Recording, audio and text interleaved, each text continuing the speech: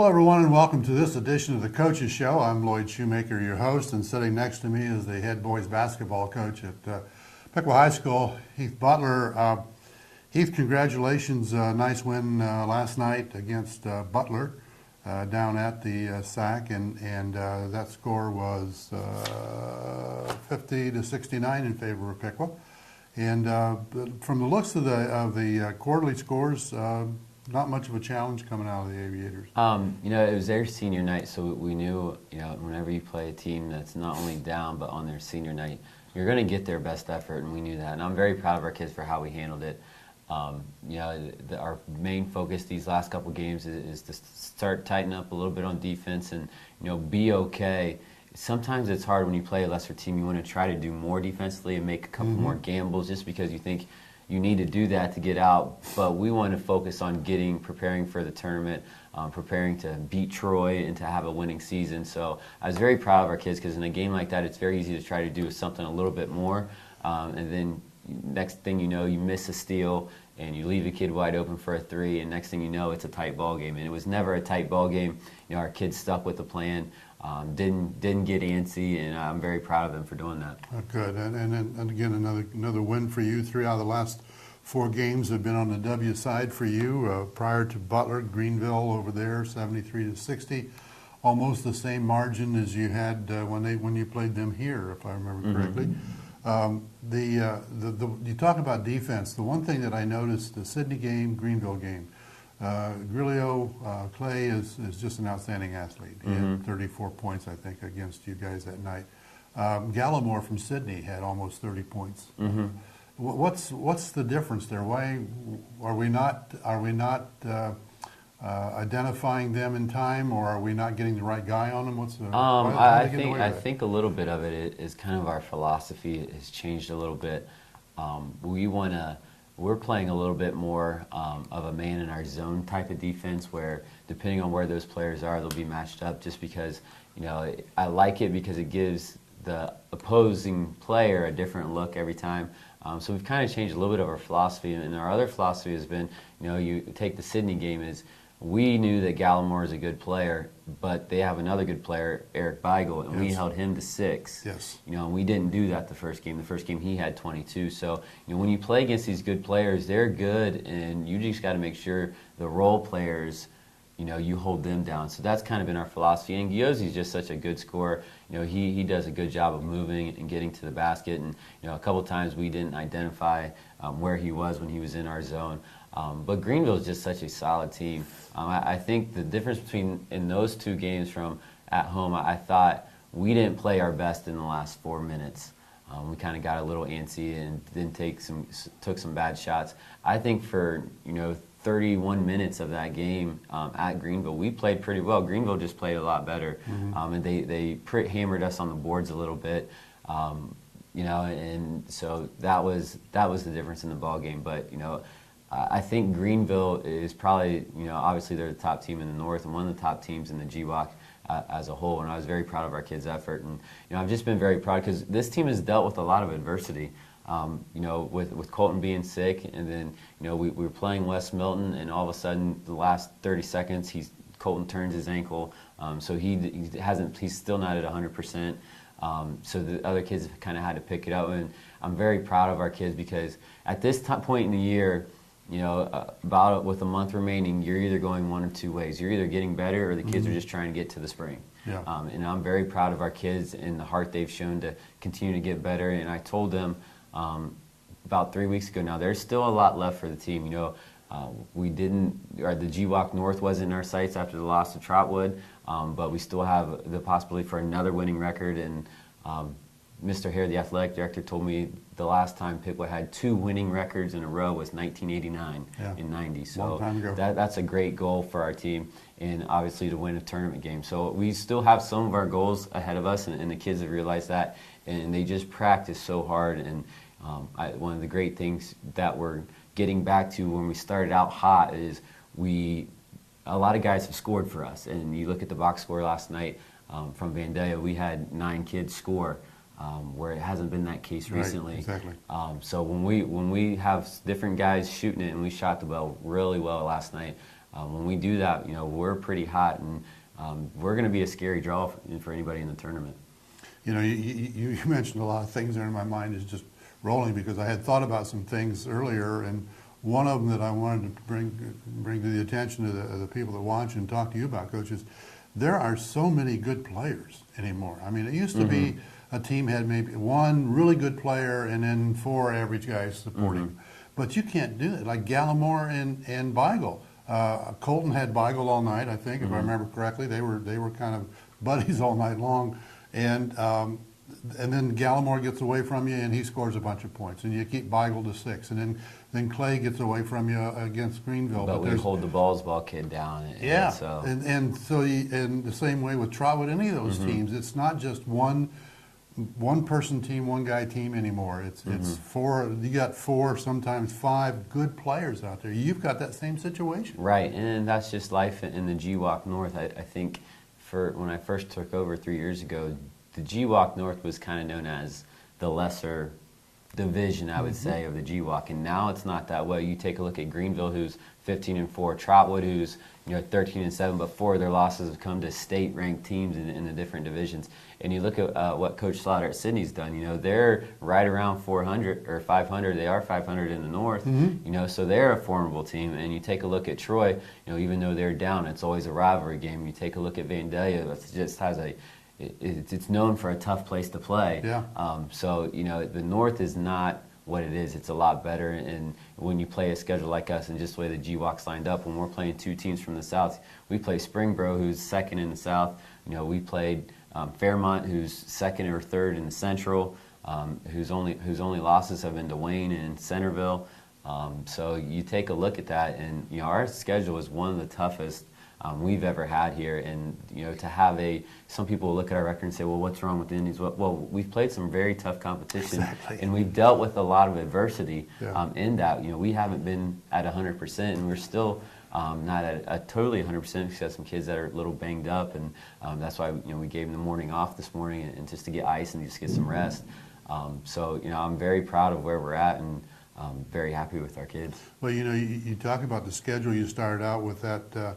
You were 4-1 with that one loss to Sydney there in the 4th game by 1 point, and then you beat Trotwood, which was emotional, not only a physical game, but an emotional win for us, because I can't remember the last time we ever beat Trotwood. And then Stebbins you won, and then the Buckeye Invitational, you had, I believe, Covington you played, and then you played a really strong Russia team.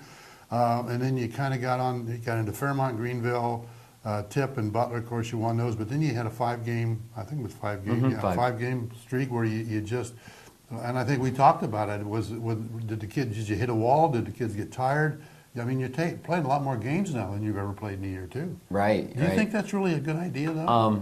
I think that if they want to play more games, you have to extend the season, make the season a little bit longer. Maybe give us a little less of a preseason and more of a regular season, just because sometimes when you get into a Tuesday, Friday, Saturday, Tuesday kind of thing, there's not a lot of time to practice, and you're kind of just, not that you're flying by the seat of your pants, but at the same time, if you play on a Friday and you come back Saturday, you give the kids Sunday off. Monday, you're still a little sore and a little lethargic, and then you play Tuesday. Yeah. And then you're recovering from the Tuesday game on Wednesday, and then Thursday you got to get ready for Friday. So it's very tight, and that's one thing that a lot of people don't realize is that in the middle part of that season, you don't have a lot of time to practice and get better. I think one of the biggest things that we've had, just the way the schedules worked out, we've had a lot of time to practice. We had a week between the Sydney game, and then we played Tuesday and Friday and don't have a game Saturday, and we don't play again until Friday. So we're going to get 4 great days on the floor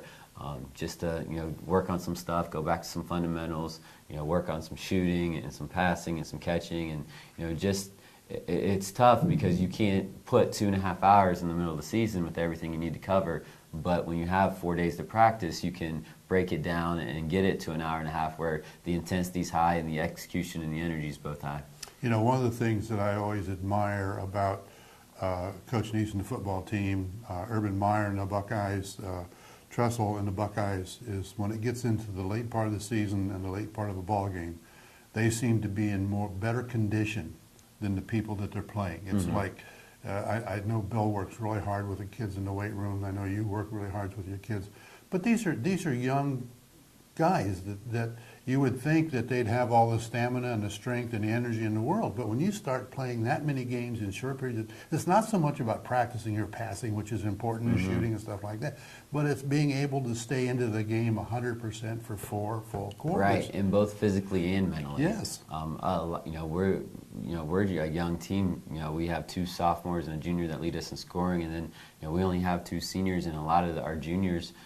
Derek Galt's a returning letter winner, and he's done a great job. But take a look at a C.J. Davis, even a Brandon Holbein who was injured last year, a Bradley Holbein, and Nash Black. They're all played JV last year, and you don't understand the intensity, both physically and mentally, the toll it takes on you in a 22-game season with the schedule we play. So you're right. Is one of the keys is finding some time and finding some methods to keep the kids fresh, both physically and mentally.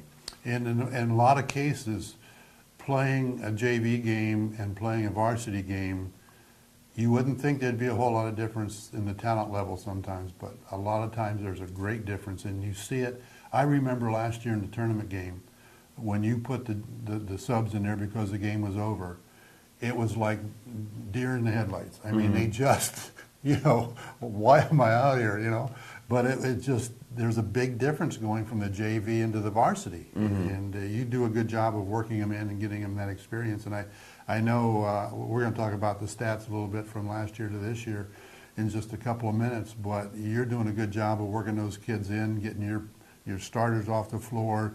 It doesn't seem like you get them off the floor very long, but it's 1 or 2 minutes, and that's enough to get them a drink, get them to rest, sit down, get your breath, get back in the ballgame.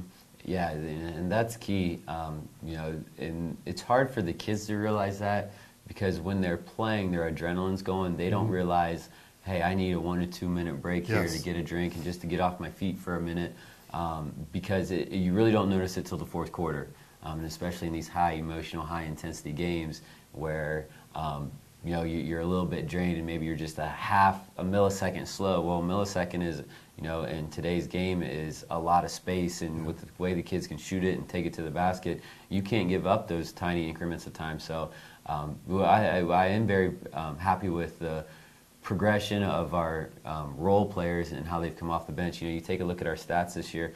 Bradley Holbein's had a 14-point game. C.J. Davis had a great game versus Sydney. Brandon Holbein, while he doesn't score a lot, he's getting looked at by colleges because when he gets in, he's giving us valuable minutes, and he's 6'7". He sprints the court. Yes. I'm very proud of him because this is kind of the first year that we've had him, and he hasn't been injured or he had a major surgery last year. So he's getting better. And you take a look at Nash Black, who you started out the year on JV, now he's strictly varsity, and he's getting more and more comfortable and learning how to deal with the mental part of it. And then you throw on top of it, Colton Bachman, who's been hurt, Storm Cook, who has played a lot of minutes and is our primary ball handler and has broken a lot of presses, and it just does drain on you. So they do need those 1 to 2 minute breaks. There's no question about it. You talk about Holbein. Not only does he sprint the floor for a guy as big as he is, for somebody who hasn't been out there a lot because of injuries, but he's also a force to be reckoned with underneath. I noticed his timing on block shots and rebounds has really improved this year. At 6'7", he's got to be somebody that's altering shots in there. I mean, it's just those little things like that that makes a kid like that valuable. Right, and the great thing about Brandon is he realizes that's his role. He realizes that he doesn't need to score, but he needs to play great defense and rebound the basketball. And a lot of times people that don't know the game, they think, well, the kid that scores the most gets the most college looks. That's not how it works. It's the kid who is 6'7", who can sprint, who is athletic. Even if they're only averaging 1 point a game, but get a block every game they're in for 16 minutes a game, or a kid that gets 2 or 3 rebounds for the 2 to 3 minutes that they're. Those are the kids that get the college looks, and I'm very happy for Brandon that one, he's accepted his role. 2, he's going to have the opportunity if he wants to take it to play college basketball. And a lot of, you take a look at people out there, there's not a lot of people that can say, hey, I have an opportunity to play college basketball. Exactly. So, I'm very happy for him and very proud of him. Well, I like to watch the Buckeyes a lot on television in basketball, and they have, it's like a 100-yard dash every time they get a defensive rebound and down that floor. And I'm telling you, I don't know where these kids get this energy, but it all goes back to conditioning, prior to the season, being in the best possible shape you can be in, and being ready to play the game when the season starts, and then continuing to go through the exercise of staying in shape and conditioning and just, taking care of yourself so that you're the best player you can be in the fourth quarter of the last game of the season, which I hope you guys win. Mm-hmm. That'd be great. Yep. Okay. Let's talk a little bit about the season so far. You got one more game, Troy, next Friday night. Unfortunately, you went down there, and of their 3 wins, we were one of them, and it just wasn't a good game for us. And again, it's a rivalry game. Troy coming in here, I'm sure you're not gonna let them win that ball game here on our floor with senior night with Tate and Holbein being your 2 seniors. So. But, you went through that stretch of 5 there in a row, you lost, and now you come back in the last 4 games, and it's almost like the season started over again. You won 3 of the last 4. The only loss was Greenville by 13. Mm-hmm. And you're right. With the game at Troy, I think it was Colton's first game back, and, it was a high-intensity, emotional game, and we just didn't give it. We gave our best effort, but when we take a look at games and practices, we talk about 2 things: what's our energy and what's our execution. And you can kind of look at it on a scale of 1 to 10. If your energy is 8 or 9, which is good, but your execution's at a 5 or 6, you're looking at 40%. Mm-hmm. Well, 40% is not going to win you a lot of ball games, and I feel that's where we were at versus Troy. I think finally we're getting back to the point where the kids have done a great job of having energy the whole year. But now our execution is climbing, and you take a look at Vandalia, I think we had great energy at an 8 or a 9, and we take a look at our execution that's at an 8 or a 9, and now you're looking at 81%, and that's pretty efficient basketball, the way we kind of look at stuff.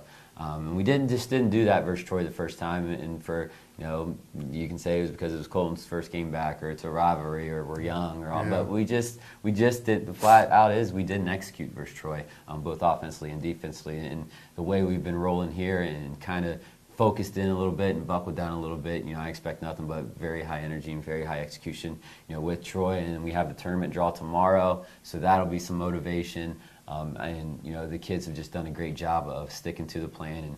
And we had goals at the beginning of the year, and each time, with the loss at Trotwood, the goal of the GWAC North wasn't going to be a possibility at that point. But we still have a goal as a winning season. The first time Piqua was put back-to-back winning season since 89 and 90. Mm-hmm. We haven't won a tournament game around here in a long time. So those 2 goals the kids have realized, and so. I think we'll give nothing but our best versus Troy. 12 and 11 last year was your record to end the season, averaging just about 62 points a ball game. It was a big milestone for you and the team to be able to have a winning season, even though it was just a hair over 500.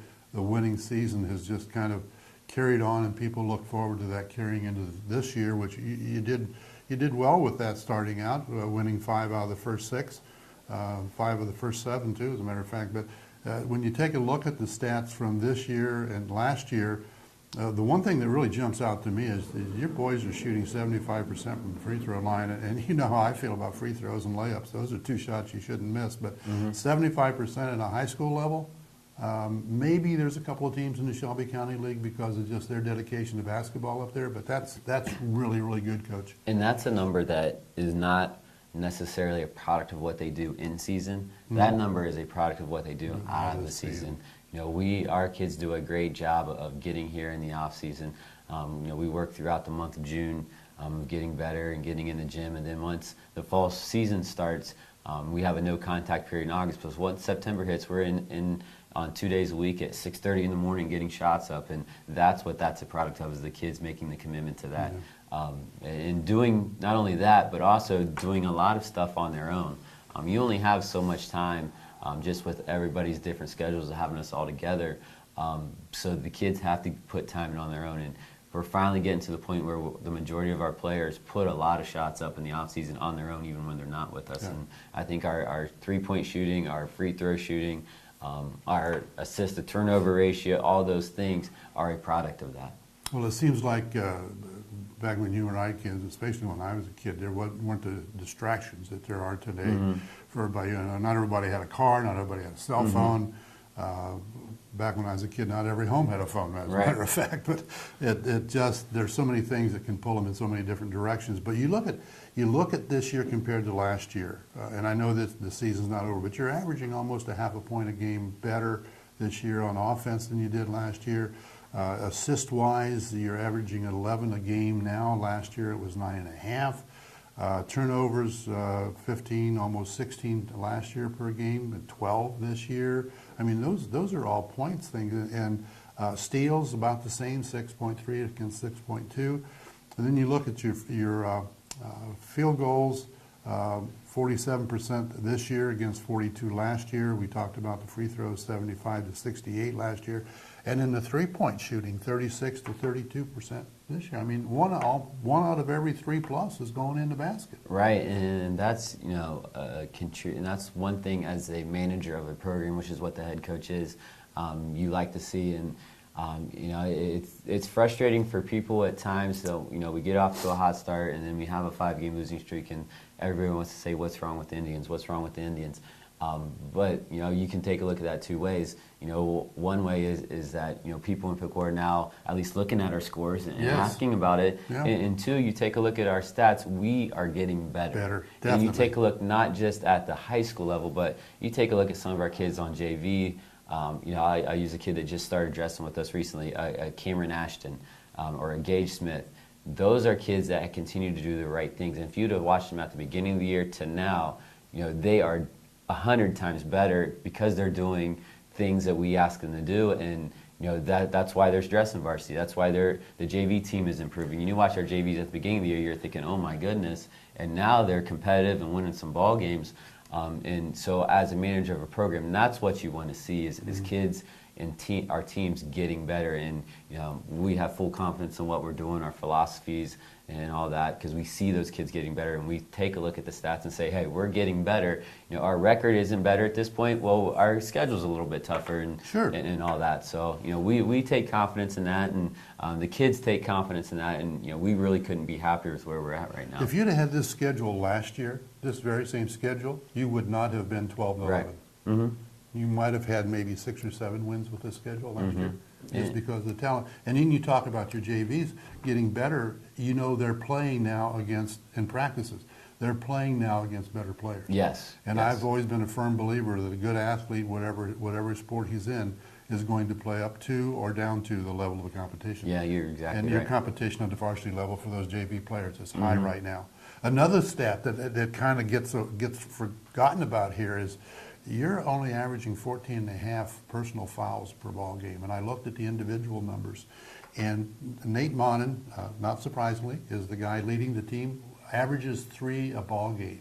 Have you had anybody foul out in a ball game this year? I don't think so. We've done a really good job of playing defense without fouling. You take a look at a lot of these programs that you hear a John Calipari talk at Kentucky or a Thad Mata talk at High State. You have to play defense without fouling, and we've done a good job with doing that, and staying out of foul trouble. And that's just whenever you get in foul trouble, it kind of puts not only the kid that gets in foul trouble out of sync, but it puts your bench out of sync because your rotations are going to be a Yes. little bit off. And maybe you're playing with a different lineup that you don't normally practice with or play with just because your rotations are a little bit off. So we've stayed out of foul trouble, which has been a big part of our success this year. You talked about Holbein earlier. We were talking about role playing on his part and understanding what it was last year. It was Nate Monin who had that position of playing a role for you of going in, banging the boards, and you didn't expect, I don't think, a lot of scoring out of him. But all of a sudden, he's still a board banger this year, but now you're getting points out of him too. And I forget what it is, but it's almost 11 points a ball game out of him. And they're sneaky points. I mean, he's just, and he can hit the 3. We talked about that. He doesn't put it up very often, but he just gets inside. He's got that spin move that the first time I saw that this year, I thought, wow, that is the weapon he's got there. But Nate Monin, for those of you out there paying attention to this kid, Southmore, 6'4", 240, something like that. He can jump. He can run the floor. Right now, out of all the players in the GWalk on 18 teams, Nate Monin is 5th in field goal percentage of 60%. Now, he's getting a lot of them right underneath the basket, but that has to do with the next stat. which is the fact that he's averaging 8.5 rebounds a ball game, and he's also 5th out of 18 teams in the GWAC. And so there is there's an asset right there that you don't think about a lot. But those two stats for that young man, and of course the other kid, Colton Bachman, he's 4th, averaging 21 points a ball game in all of GWAC, and I think the number 1 kid is only averaging like 21.9. And you take another big key to Nate's successes, I think, has been the evolution of Storm Cook. I think Storm has done a great job these past couple games of, if Storm wanted to, Storm could probably one-on-one get a shot versus almost anybody in the GWAC, but he's done a great job of distributing, especially early, and the whole team has done a good job of playing inside out instead of outside in and getting Nate some good shots, whether it's entering him and he has to make a post move, or whether it's with some penetration and then noticing when the help site. You watch in our losing streak and there in the middle, we'd get it inside and we wouldn't recognize that we were being doubled and triple teamed. Now we are, and we're making the dump down to Nate, or even Nate, when he's getting doubled and tripled, he's making the dump down to a Colton or to a Bradley Holbein, or kicking back out to a Storm Cook. So I think Nate's done a very good job, and I think it's just been the evolution of a lot of kids, and especially Storm Cook. I think last night Storm Cook's probably played his best game, had 22 points, probably 6 or 7 assists, and had a couple rebounds, and that's the kind of kid that Storm Cook, kind of stuff Storm Cook can do. And then you throw in Colton, who's averaging over 20, and you throw in a Tate Honeycutt, who hits 2 threes last night. You throw in a C.J. Davis, who's proven he can go for 14. You throw in a Bradley Holbein, who's proven he can go through 14. They all bring each an individual different set of skill set, and that's a good thing when they're using those skills and kind of just being a very well-rounded team. Last night, I think we had 8 or 9 kids score. So you take a look at our stats. When we got off to a hot start, we were having 8 or 9 kids score. And then when we got into this little losing streak, it was only 4 or 5. When we have 8 or 9 kids score, that means we're moving the ball. We have ball movement, we have player movement, we're hitting the open man, hitting the open shot. And, that's what makes us very dangerous. Yeah. Well, you talk about Storm and his evolution from filling in last year, not necessarily starting the entire year, and then starting this year as a sophomore. If you remember correctly, a couple of years ago, I was out here watching your summer camp, little kids camp, and I came up to you and I said, "Who is that young man?" Because if he's coming down the floor with the ball and I'm on his team, if I'm not paying attention, I'm going to be eating leather, because he can go all the way up to almost to the rim and still kick it off to somebody. He's got he sees the floor. He does, and he's understanding the game, and especially last night in these last couple of games, it's kind of been a little bit more fluid. He's understanding what I want, and so he knows the sets that we run. So now I don't have to yell out everything. He's doing it, and when your point guard can do that, that makes the coach's life a lot easier, and I think it makes his life a lot easier because we're on the same page. He's not trying to overanalyze everything. What would coach want? He just says it, and we're on the same page now. And that's just been his maturity and understanding how his skill set and how he needs to get others involved to kind of make the team better. Like I said, if he wanted to go one-on-one, he could probably do it against anybody in the GWAC, but that's not going to win you basketball games. No.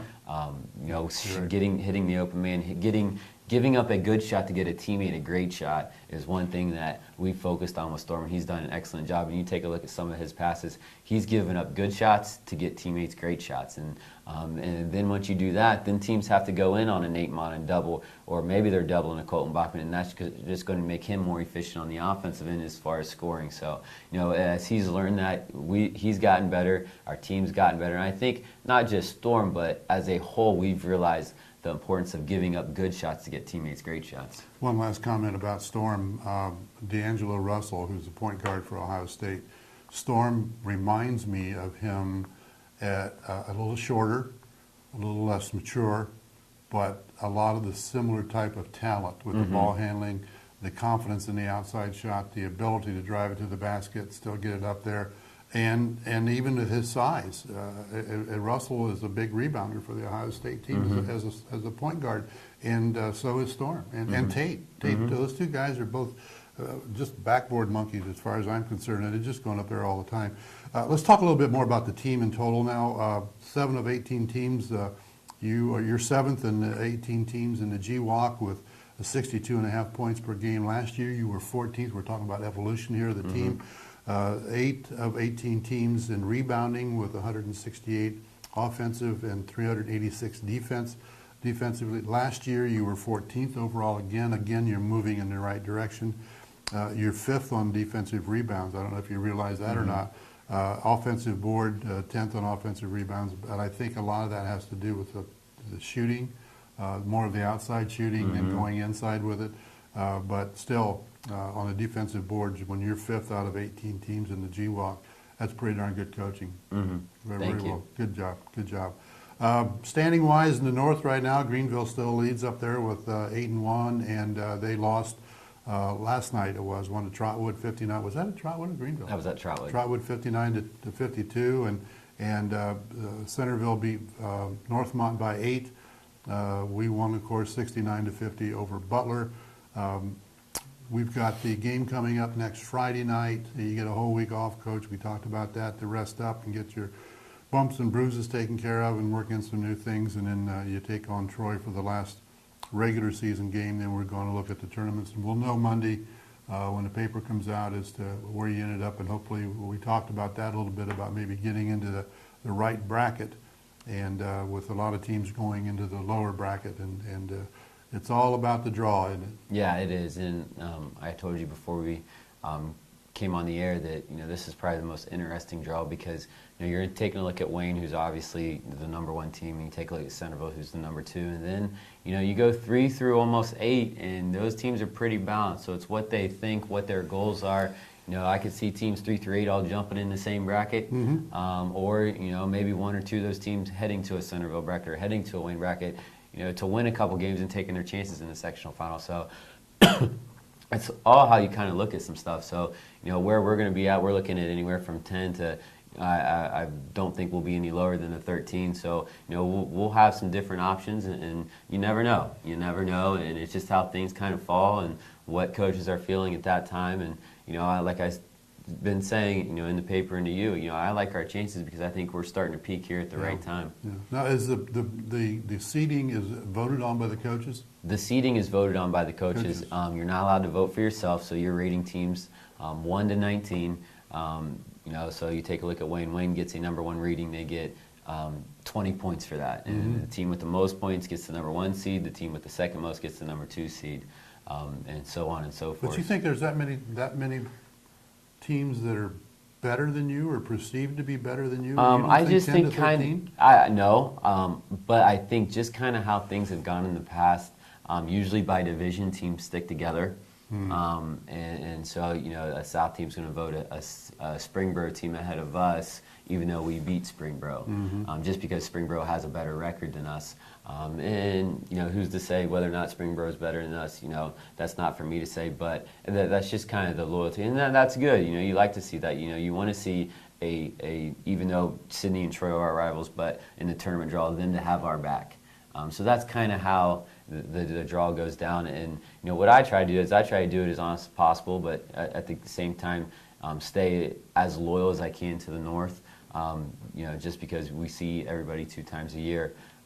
But yeah, you never know, and we could be an 8 or we could be a 13. You just never know.